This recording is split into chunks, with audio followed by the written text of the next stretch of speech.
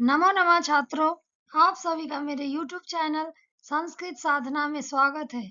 आज हम कक्षा 8 का चौथा पाठ का अभ्यास पढ़ेंगे। चतुर्थः पाठः सदैव पुरतो निधेहि चरणम्। अभ्यासः। पहला प्रश्न है, पाठे दत्तम गीतम सस्वरम गायत, यानी पाठ में दिए हुए गीत का सस्वर गायन कीजिए। बच्चों, हमने इसके पहले वाले वीडियो में पाठ के गीत का सस्वर गायन किया है, तो आप वहां जाकर सुन सकते हैं और खुद भी गायन कर सकते हैं। दूसरा प्रश्न है, अधोलिखितानां प्रश्नानां उत्तराणि एक पदेन लिखत, अर्थात नीचे लिखे हुए प्रश्नों के उत्तर एक पद में लिखें। क है, स्वकीयम साधनम किम भवति। स्वकीयम साधनम मतलब अपना साधन क्या होता है? उत्तर है बल। स्वकीयम साधनम बलम भवति। अगला है, पथि के विषमाः प्रखरा। पथि के मतलब रास्ते में, के क्या, विषमा मतलब टेढ़े मेढ़े, प्रखरा मतलब नुकीले। रास्ते में क्या टेढ़े मेढ़े और नुकीले हैं? उत्तर है पत्थर, पाषाणा। पाषाणा मतलब पत्थर। पथि पाषाणा विषमा प्रखरा। अगला है, सततम किम करणीयम। सततम मतलब हमेशा क्या करना चाहिए? उत्तर है ध्येय स्मरणम, यानी अपने उद्देश्य का स्मरण हमेशा करना चाहिए। अगला है, एतस्य गीतस्य रचयिता कः। इस गीत के रचयिता कौन है? उत्तर है श्रीधर भास्कर वर्डेकर महोदय। अगला है, स कीदृशः कवि मन्यते। वह कैसे कवि माने जाते हैं? उत्तर है राष्ट्रवादी, यानी श्रीधर भास्कर वर्डेकर को राष्ट्रवादी कवि माने जाते हैं। अगला प्रश्न है, मंजूषाता क्रियापदानि चित्वा रिक्त स्थानानि पूरयत, अर्थात मंजूषा से यानी इस डब्बे से क्रियापद चुनकर रिक्त स्थान की पूर्ति करें। यथा, एक उदाहरण दिया गया है, त्वं पुरतः चरणम निधेहि।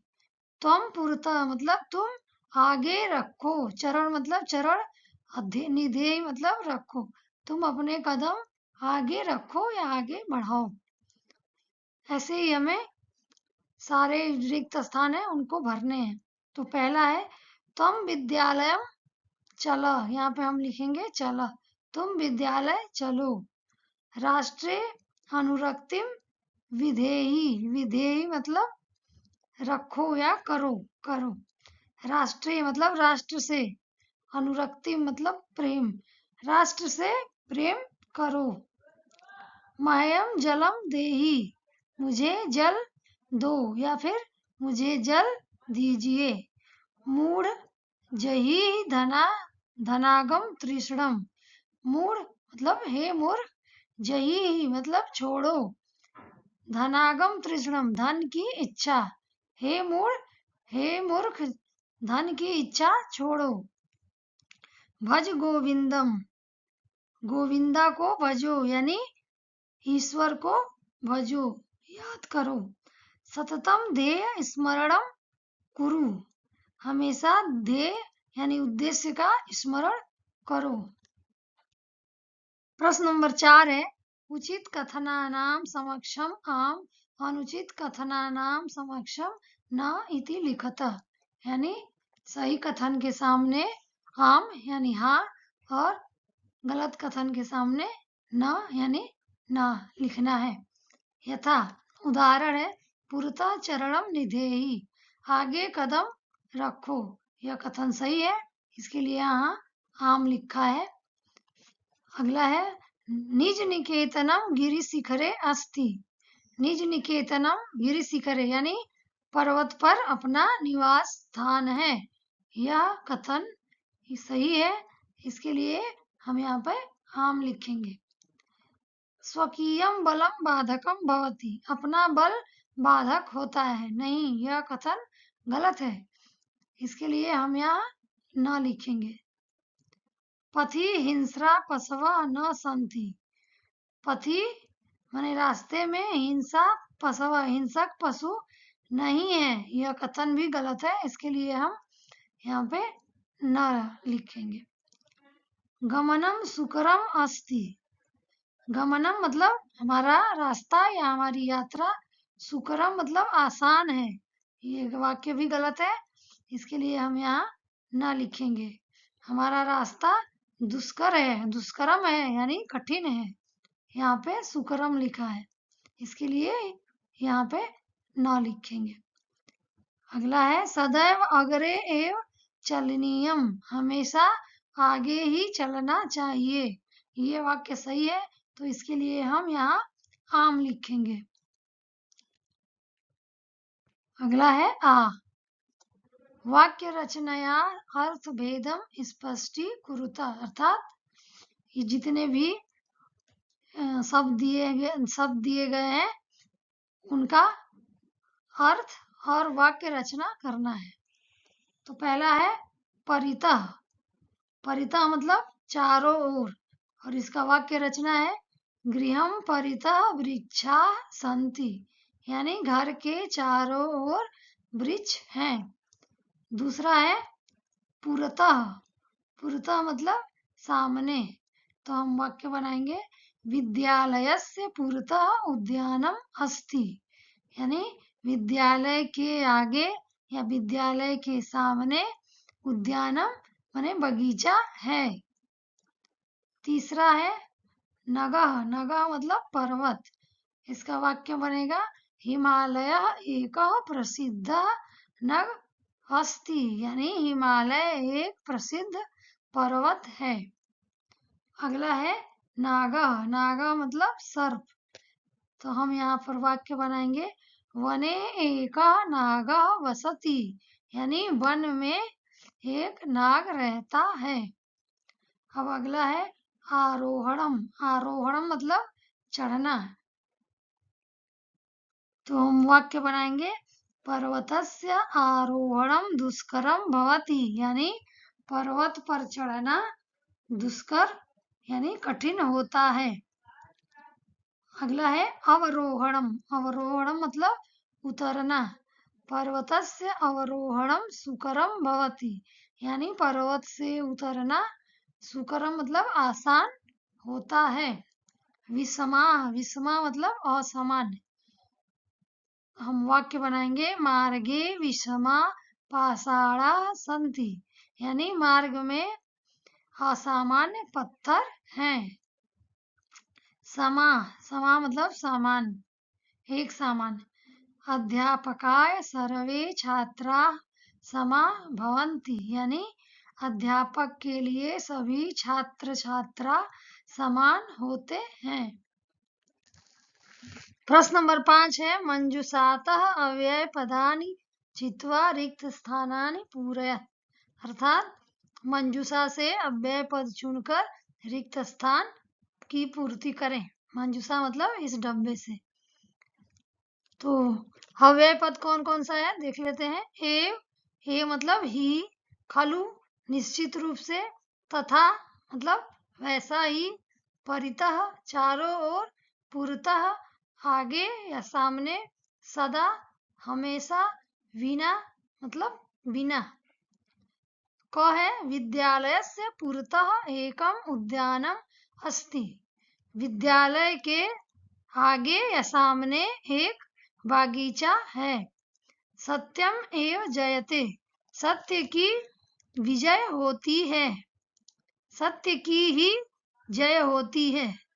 किम भवान स्नानम कृतवान खलु, क्या आप स्नान कर चुके हैं। खलु मतलब निश्चित रूप से, यानी क्या आप निश्चित रूप से स्नान किए हैं। अगला है स तथा स यथा चिंतयति तथा आचरति, वह जैसा सोचता है वैसा ही आचरण करता है। ग्रामम परितः वृक्षाः सन्ति, ग्रामम परितः यानी ग्राम के चारों तरफ वृक्ष हैं। विद्याम विना जीवनम वृथा, यानी विद्या के बिना जीवन व्यर्थ है। सदा भगवंतम भजः, हमेशा भगवान को भजो। विलोम पदानि योज्यते, पहला है पूर्वतः, पूर्वतः मतलब आगे, तो इसका विलोम शब्द है पृष्ठतः, तो हम यहाँ मैच कराएंगे पृष्ठतः। दूसरा है स्वकीयम, स्वकीयम मतलब अपना, और इसका विलोम शब्द होगा परकीयम, परकीयम मतलब दूसरे का। तीसरा है भीति, भीति मतलब डर, इसका विलोम शब्द है साहस, साहस साहस, साहस मतलब साहसी। चौथा है अनुरक्ति, अनुरक्ति मतलब प्रेम, इसका विलोम शब्द है विरक्ति, विरक्ति मतलब अलग होना या फिर उससे दूर होना। अगला है गमनम, गमनम मतलब जाना, इसका विलोम शब्द है आगमन, आगमन मतलब आना। प्रश्न नंबर 7 है लट लकार पदेभ्य लोट विधिलिंग लकार पदानाम निर्माणम कुरुतः, अर्थात लट लकार के पदों से लोट और विधिलिंग लकार का निर्माण करें। यहाँ लट लकार, लोट लकार और विधिलिंग लकार ऐसे लिखा हुआ है, हमें लट लकार के ये पद हैं, इससे लोट और विधिलिंग लकार में पद बनाने हैं। यथा, एक उदाहरण दिया हुआ है, पठति, लट लकार का पद है, इसको लोट लकार में पठतु और विधिलिंग में पठेत, ऐसा है। हमको भी ये सारे पद हैं, उनको लोट और विधिलिंग में बनाने हैं।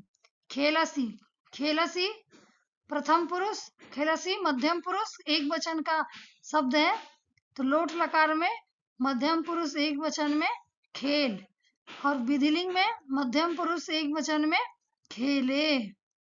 खादंती, खादंती लट लकार प्रथम पुरुष बहुवचन का शब्द है, तो हम लोट लकार प्रथम पुरुष बहुवचन में खादंतु लिखेंगे और विधिलिंग में खादेयु। वैसे ही पिबामी लट लकार उत्तम पुरुष एक वचन का शब्द है, तो लोट लकार में उत्तम पुरुष एक वचन में पिबानी और विधिलिंग में पिबेयम। हसतः प्रथम पुरुष लट लकार प्रथम पुरुष द्विवचन का शब्द है, तो हम यहाँ पर लोट लकार में भी प्रथम पुरुष द्विवचन का शब्द लिखेंगे हसताम, और यहाँ विधिलिंग में हसेताम। नयाम,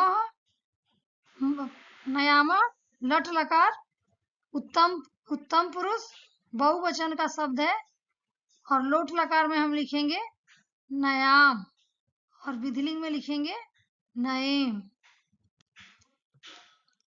हाँ है अधोलिखितानि पदानि निर्देशानुसारम परिवर्तयत, यानी नीचे लिखे हुए पद को निर्देशानुसार परिवर्तन करें।